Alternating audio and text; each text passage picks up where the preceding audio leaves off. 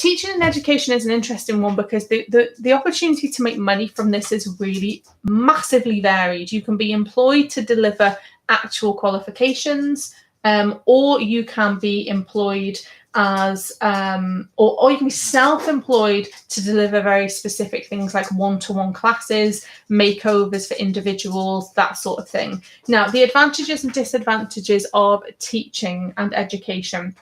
So in some instances, you can work from home. So that might be teaching online. It might be creating a course and delivering it via the internet. You can pick your own hours with this kind of thing. Of course, you can decide when you are and are not available to teach. And also, if you create something online that people can buy as a course, then, you know, once you've made it and you've done it, it's there for them to purchase. You get the advantage of being able to pass on knowledge as well. So you can take what you know and give that over to other people, which is in itself an incredibly rewarding situation. There's free advertising for this kind of thing. So again, just like with our weddings and stuff like that, you can use social media to advertise, which is great.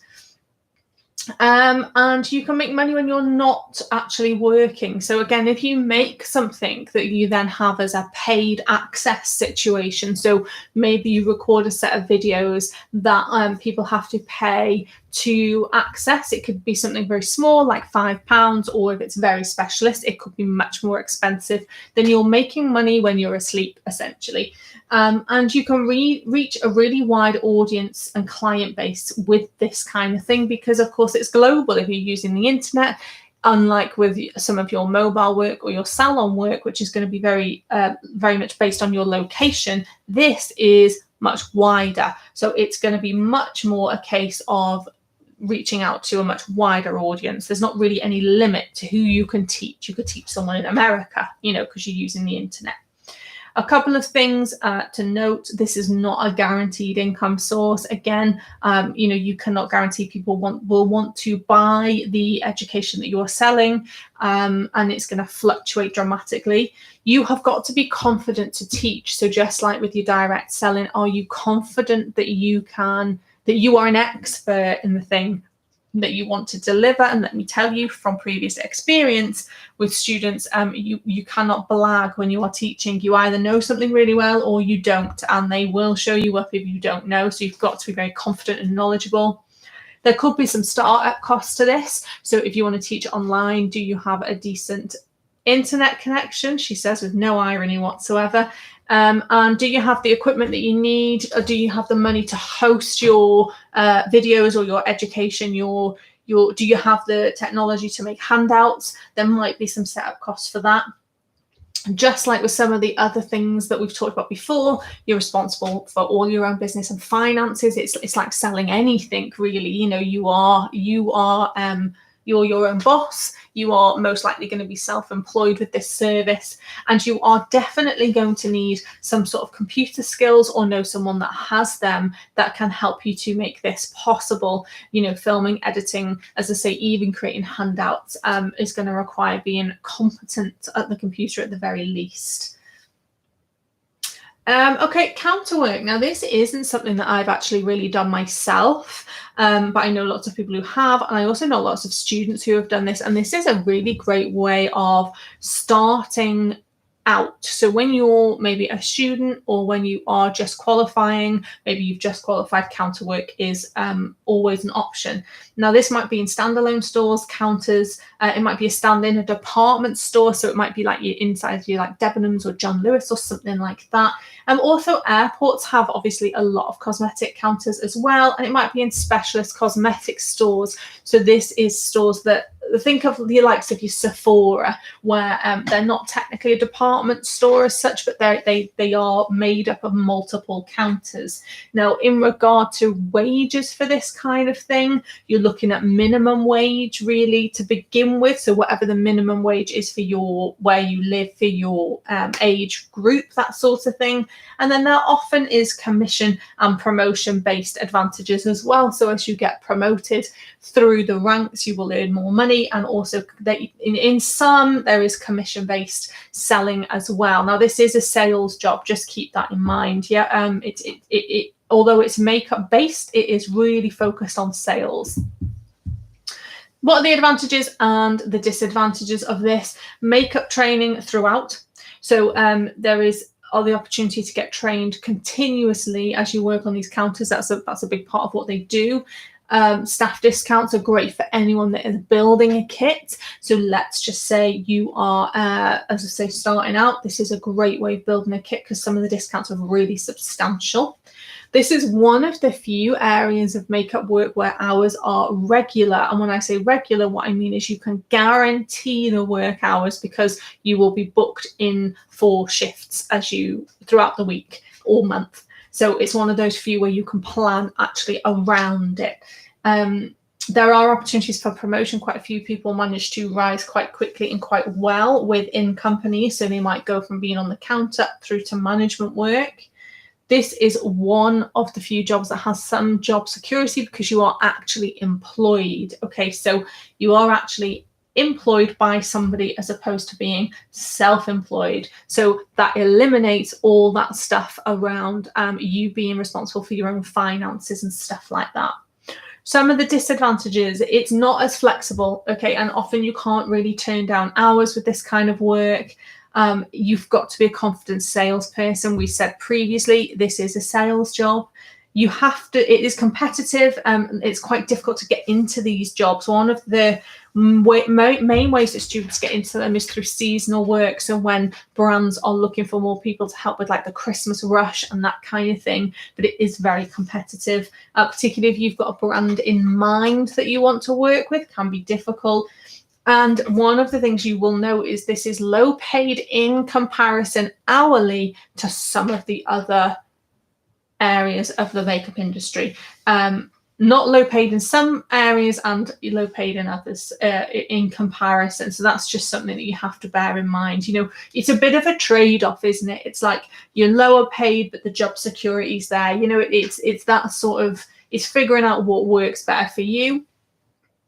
Okay, again, we're not getting into ethics and morals here, but we have to talk about social media influencers. Now, this is where you do makeup on things like YouTube, Instagram, TikTok, Facebook, Twitter. You do blogging. You do whatever the next new internet thing is. I don't know, face twit or whatever. I don't know, whatever it's going to be.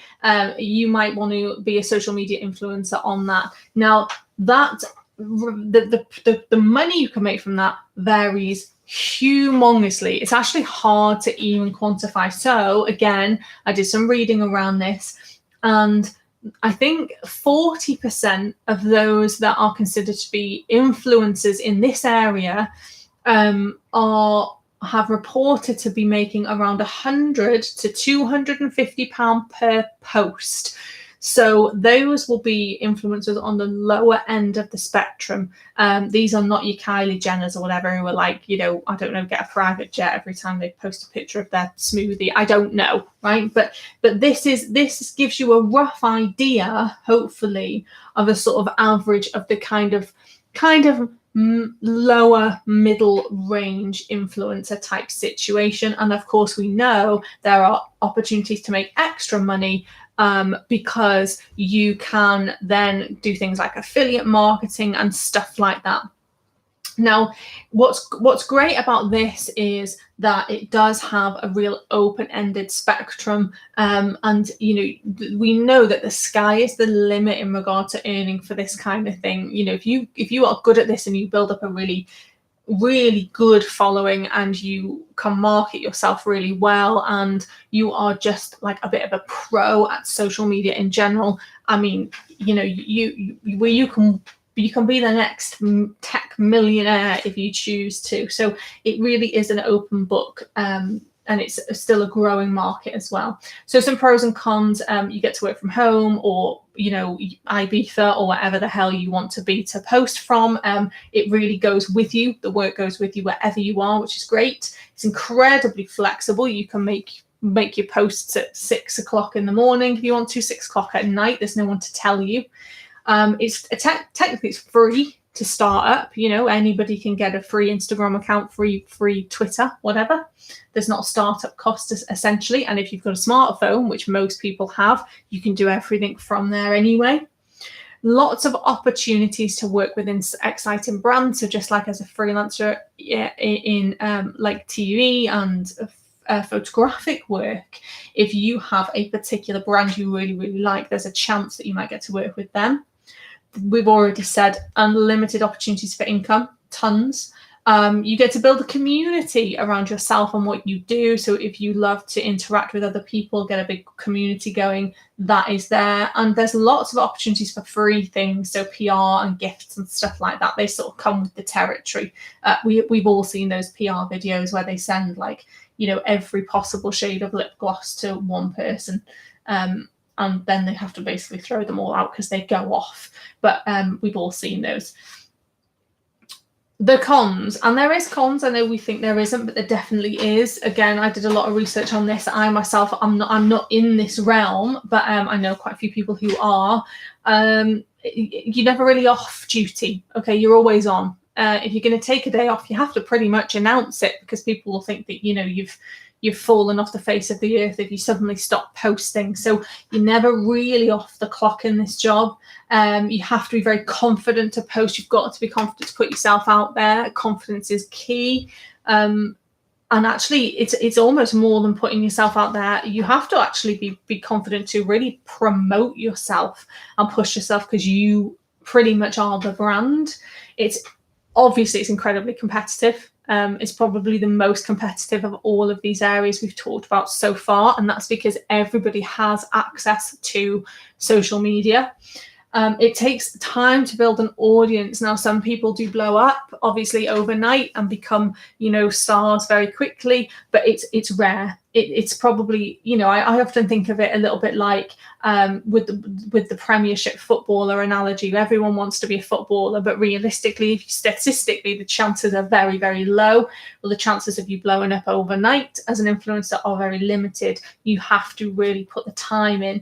And I'll give you a rough example of this. Is they generally say with YouTube, if you're going to start a YouTube channel, it's going to take at least a year for you before you can actually monetize that channel to make money. So you're a year in of consistent work before you make money. So it really does require commitment. You're responsible for your own finance and business. Again, you're essentially a self-employed business, a self-employed person, and you will have to deal with the online trolls. If you put yourself out there, you are in danger. Obviously, you're going to get them, aren't you? You're going to get people coming and having something not very nice to say. It doesn't matter who you are. You could be the most wonderful, lovely, beautiful human being on the planet, and someone will still kick off about your, I don't know, cuticles or whatever.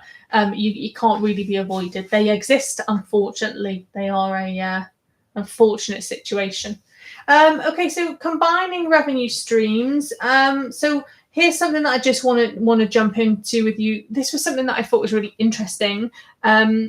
This is how you can use multiple revenue streams together. And these are just examples. There's a million different ways you can do this. But I wanted to just show you that you can combine multiple revenue streams and actually make money through lots of different avenues all at the same time. So one of the examples I'm giving you here is, let's just say on the weekend you decide you want to rent a chair in a salon. Okay, so you could be Fridays, Saturdays and Sundays renting a chair in a salon. That is your revenue for the weekend. Midweek, maybe you want to offer some makeup lessons. This could be online in the evening, or it could obviously be in the salon as well. If you're renting that chair weekly, that's absolutely fine.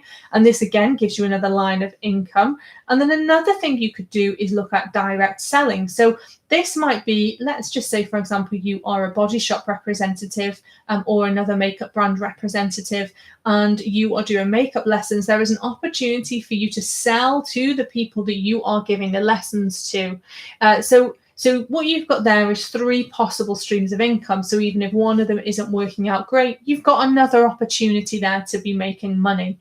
If we look at this example in number 2 here, you might be a freelancer midweek. So you might be working on some photo shoots, maybe doing some e-com work with, I don't know, Pretty Little Thing, Boohoo, one of those. And then at the weekends, you might focus on weddings. So maybe every 2 weekends out of the month, you might go and top up your income with some wedding work. You also then have the option to do direct selling to brides. So let's say when you go to your trials with your brides, you could be selling them something as basic as the lipstick they're going to wear on the day. Now, it might not seem like much, but if you do that, if you sell a couple of products to each bride, twice every month, by the time you've done 6 months in, you've probably got a nice little extra bonus commission there as well. And then you could add teaching online to that also, because you could just do that once a week. So just offer lessons once a week, via Instagram or even WhatsApp, something like that. Very minimal setup costs again. And then if we look at example number 3, you've got counter work. So this might be where you work midweek and weekends. Now, this is going to be less flexible, so it's going to make some of the other options a bit more difficult. But what you could do then is you could focus on building up a following as an influencer. Let's say you work for, Urban Decay on one of their counters. Then if you are building up an influencer following, what you have is access to all the new releases.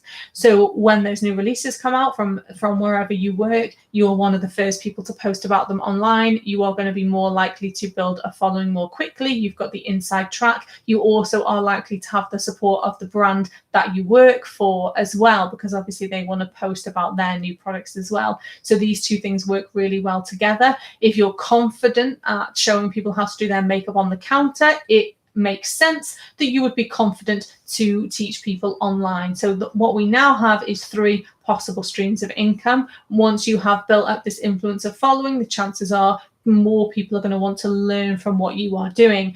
And obviously you're getting trained on the counter, which you can then pass on via teaching. So there is loads of different ways that you can combine your various revenue streams. Okay, so that's just 3 examples. There is loads more of examples that we can look at and we can use.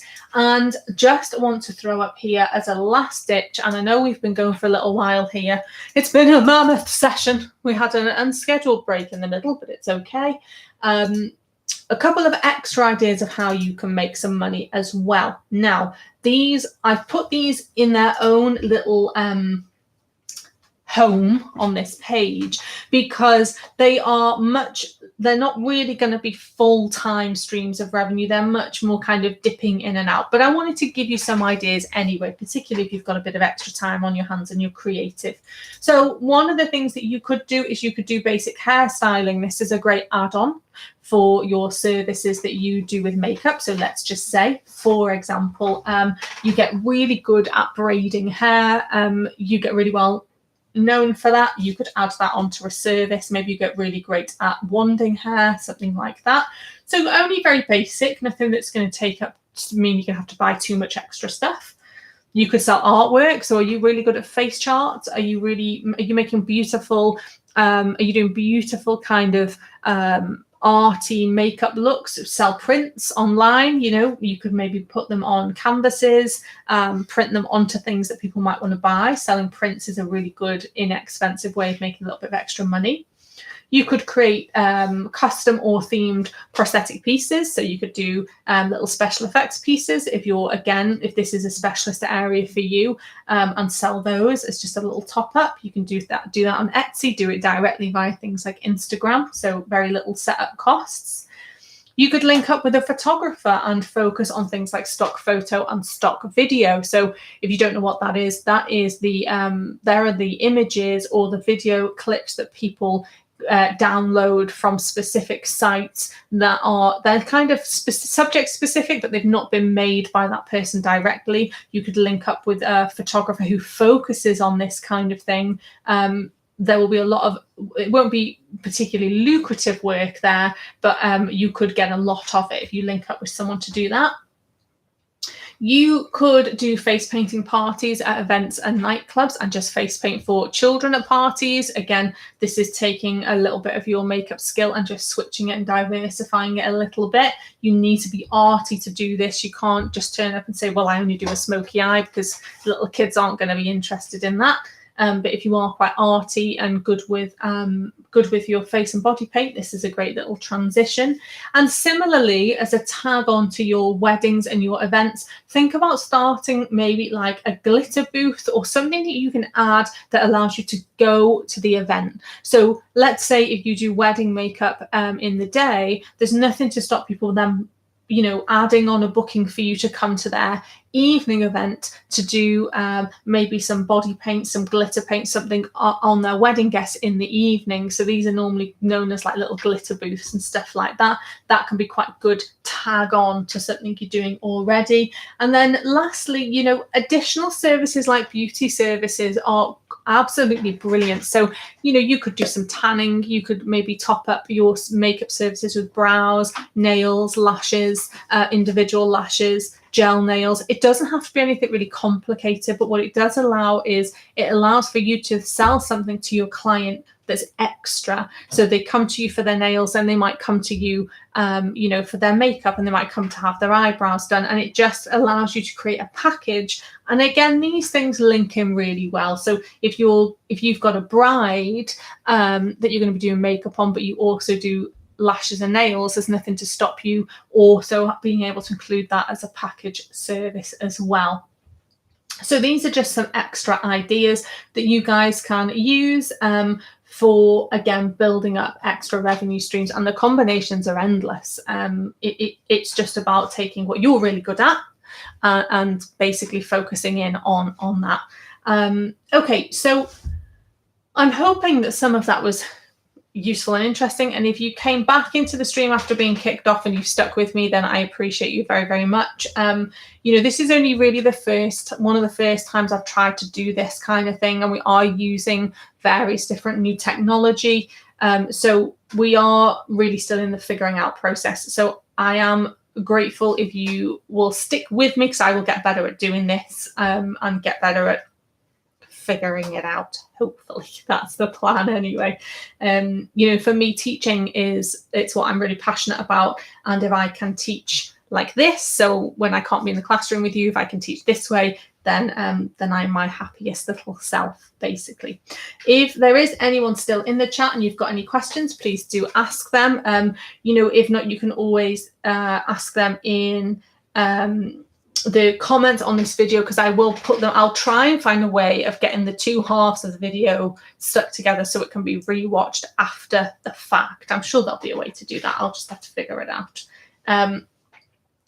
But yeah, okay, so that's kind of pretty much it. I mean, as you can see, you know, all those parents and people over the years that have said to me, how do you make money from being a makeup artist? I don't understand. How do you work? You know, they're the questions I've been asked a lot over the years. And as you can see, there's actually endless creative ways that you can take your skills and diversify them. And if you've got the drive and the passion, which obviously anything creative requires that, then, you know, you can, are you okay? Yeah, if you've got, sorry, there was flickering happening. I thought I'd froze. Yeah, if you've got the drive and the passion, then there's nothing to stop you getting really good at multiple elements of these things and really kind of being able to make good and significant money from various revenue streams. And there's loads more than these. You know, these are just the ones these are the kind of the core ones. And I think that's everything. Yeah, so I'm hoping that you found this interesting and that you're going to take something away from this video. And I will see you all very soon with another video. And thanks so much for watching.